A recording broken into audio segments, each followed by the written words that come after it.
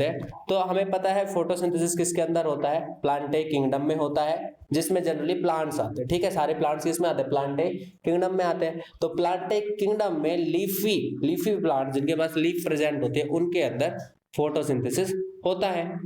तो फोटोसिंथेसिस में क्या होता है, सनलाइट आती है। सनलाइट कहां से आती है, सन से मिलती है। वाटर कहां से मिलता है, रूट से मिलता है। ठीक है, और कार्बन डाइऑक्साइड कहां से मिलती है, एयर से मिलती है। और वहां पर छोटे छोटे पोर्स प्रेजेंट होते हैं जिनको हम स्टोमेटा कहते हैं। तो स्टोमेटा के थ्रू यहाँ पर जो लाइट है वो जो आपका CO2 है वो एब्जॉर्ब की जाती है, इनटेक की जाती है फॉर द फोटोसिंथेसिस।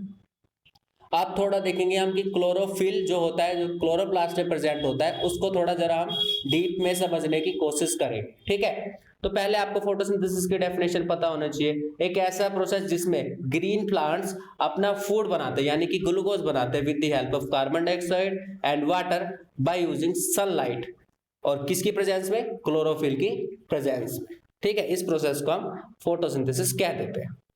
तो हम देखते हैं अभी फोटोसिंथेसिस में जो होता है, जो फोटोसिंथेसिस होता है वो कहां होता है, मीजोफिल सेल्स में होता है। ठीक है, हर मीजोफिल सेल्स के अंदर थाउजेंड्स ऑफ क्लोरोप्लास्ट प्रेजेंट होते हैं। क्लोरोप्लास्ट वो प्लास्टिड्स होते हैं जिनके अंदर क्लोरोफिल प्रेजेंट होता है। आपने 9th में पढ़ा होगा the fundamental unit of life में कि प्लास्टिड्स जो होते हैं वो दो टाइप के होते हैं, ल्यूकोप्लास्ट एंड आपके क्लोरोप्लास्ट। ठीक है, क्रोमोप्लास्ट में आपका एक तरीके का जो ऐसा प्लास्टिड आता है जिसके अंदर कलर प्रेजेंट होता है, क्लोरोफिल प्रेजेंट होता है, उसको हम बोल देते हैं क्लोरोप्लास्ट। ठीक है, अब क्या होता है हम देखते जरा क्लोरोप्लास्ट के अंदर क्या क्या चीजें प्रेजेंट होती है।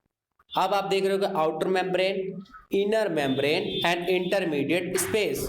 You can C very well, this is outer membrane, inner membrane and the space between them is known as intermediate space। ठीक है, ये एक मेम्ब्रेन बाउंड ऑर्गेनल होता है जो कि सेल्फ रिप्लिकेट कर सकता है और अपना डीएनए होता है उसका और अपना ही राइबोसोम्स होता है। ठीक है, अब क्या होता है, क्लोरोप्लास्ट के अंदर लिक्विड होता है जिसको हम स्ट्रोमा कहते हैं, जिसमें लाइट इंडिपेंडेंट रिएक्शंस होते हैं केल्विन साइकिल के।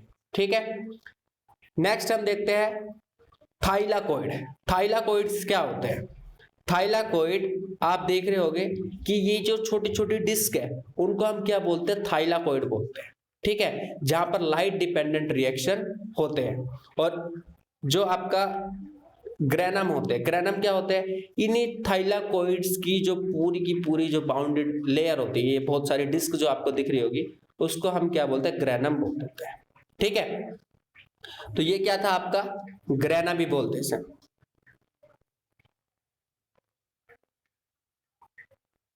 तो ये आपका पॉइंट था पूरा, किसके लिए, आपके फोटोसिंथेसिस में जो क्लोरोप्लास्ट होता है उसका स्ट्रक्चर किस तरीके से होता है। ठीक है, अब ग्रेना जो होते हैं वो कनेक्टेड होते हैं with the help of lamella. You can see kind of a pipeline between these granas. ठीक है, ग्रेना के बीच में पाइपलाइन है जिसको हम क्या बोलते हैं, लैमेला बोलते हैं। तो इस तरीके से आप क्लोरोप्लास्ट को समझ सकते हो कि ये तो एक क्लोरोप्लास्ट के अंदर है, इस तरीके से वहां पर बहुत सारे क्लोरोप्लास्ट प्रेजेंट होते हैं जिनके अंदर क्लोरोफिल प्रेजेंट होती है और ये किस में हेल्प करती है, आपका जो फोटोसिंथेसिस होते हैं उसमें हेल्प ये करती है। ठीक है, तो इस तरीके से पूरे का पूरा फोटोसिंथेसिस होता है। अभी हमने समझ लिया कि भाई क्लोरोप्लास्ट के अंदर इंटीरियर, एक क्लोरोप्लास्ट के अंदर क्या क्या चीजें प्रेजेंट होती है और उनको क्या क्या कहा जाता है, ये आपसे पेपर में भी पूछा जा सकता है। ठीक है, यही वो साइट होती है जहां पर फोटोसिंथेसिस होता है। ठीक है, बाकी सारी चीजें हेल्प करती है बट जहां फोटोसिंथेसिस होना है वो साइट क्लोरोप्लास्ट होती है, क्लोरोप्लास्ट के अंदर ही फोटोसिंथेसिस होता है। ठीक है, तो होप सो आपको ये वीडियो अच्छी लगे, मिलते हैं नेक्स्ट वीडियो में।